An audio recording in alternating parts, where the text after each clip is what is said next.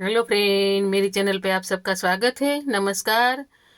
हर हर Mahadev. Friend, Shivratri आ रही है तो थोड़े दिन के लिए मैं आपके सामने शिव पुराण का कुछ भाग रखूंगी, प्रस्तुत करूंगी, तो आप जरूर सुनिए।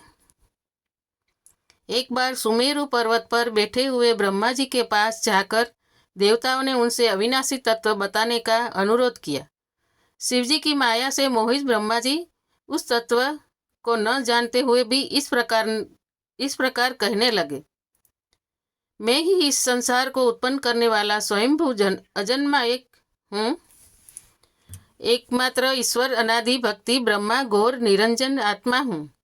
मैं ही प्रवृत्ति और निवृत्ति का मूलाधार, सर्वलीन पूर्ण ब्रह्मा हूँ। ब्रह्मा जी ऐसा ही पर मुनि मंडली में विद्यमान विष्णु जी ने उन्हें समझाते हुए कहा कि मेरी आज्ञा से तुम सृष्टि के रचयिता बने हो। मेरा अनादर करके तुम अपने प्रभुत्व की बात कैसे कर रहे हो। इस प्रकार ब्रह्मा और विष्णु अपना अपना प्रभुत्व स्थापित करने लगे और अपने पक्ष के समर्थन में शास्त्र वाक्य अद्भुत करने लगे। अंततः वेदों से पूछने का निर्णय हुआ तो स्वरूप धारण करके आए चारों वेदों ने क्रमश अपना मत इस प्रकार प्रकट किया। ऋग्वेद, जिसके भीतर समस्त भूत निहित है तथा जिसे सब कुछ प्रवृत्त होता है और जिसे परमात्मा कहा जाता है, वह एक रुद्र रूप ही है। अजुर्वेद, जिसके द्वारा हम वेद भी प्रमाणित होते हैं तथा जो ईश्वर के संपूर्ण यज्ञों तथा योगों से भजन किया जाता है, सबका दृष्टा वह एक शिव ही है। सामवेद, जो समस्त संसारी जनों को भरमाता है, जिसे योगी जन ढूंढते हैं और जिसकी भांति से सारा संसार प्रकाशित होता है, वे एक त्र्यंबक शिवजी ही है। अथर्ववेद, जिसकी भक्ति से साक्षात्कार होता है और जो सब या सुख दुख अतीत अनादि ब्रह्म है, वे केवल एक शंकर जी ही है। विष्णु ने वेदों के इस कथन को प्रताप बताते हुए नित्य शिव से रमण करने वाले दिगंबर, पितवर्ण, धूली, दूसरित, प्रेमनाथ, कुवेटा, तारी, सर्वक, वेष्टित, वुपन, वाही ने निसर्ग शिवजी को पर ब्रह्म मानने से इनकार कर दिया।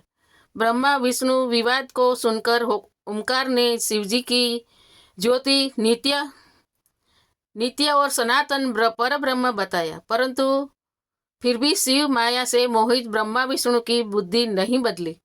उस समय उन दोनों के मध्य आदि अंत रहित एक ऐसी विशाल ज्योति प्रकट हुई कि उससे ब्रह्मा का पंचम सिर जलने लगा। इतने में त्रिशूलधारी नील लोहित शिव वहां प्रकट हुए तो अज्ञातवश ब्रह्मा उन्हें अपना पुत्र समझकर अपनी शरण में आने को कहने लगे।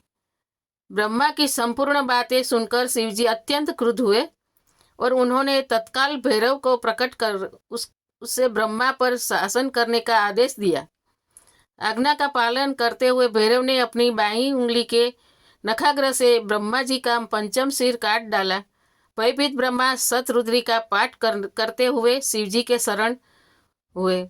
ब्रह्मा और विष्णु दोनों को सत्य की प्रतीति हो गई और वे दोनों शिवजी की महिमा गान करने लगे। यह देखकर शिवजी शांत हुए, उन दोनों को अभयदान दिया। इसके उपरांत शिवजी ने उसके भीषण होने के कारण भैरव और काल को भी भयभीत करने वाला होने के कारण काल भैरव तथा भक्तों के पापों को तत्काल नष्ट करने वाला होने के कारण पाप भक्षक नाम देकर उसे काशीपुरी अधिपति बना दिया। फिर वहां की भैरव, तुम इन ब्रह्मा विष्णु को मानते हुए ब्रह्मा के कपाल को धारण करके इसी के आश्रय से भिक्षावृत्ति करते हुए वाराणसी में चले जाओ। वहां उस नगरी के प्रभाव से तुम ब्रह्म हत्या के पाप से मुक्त हो जाओगे। शिवजी की आज्ञा से भैरव जी हाथ में कपाल लेकर ज्यों ही काशी की ओर चले, ब्रह्म हत्या उनके पीछे पीछे चली।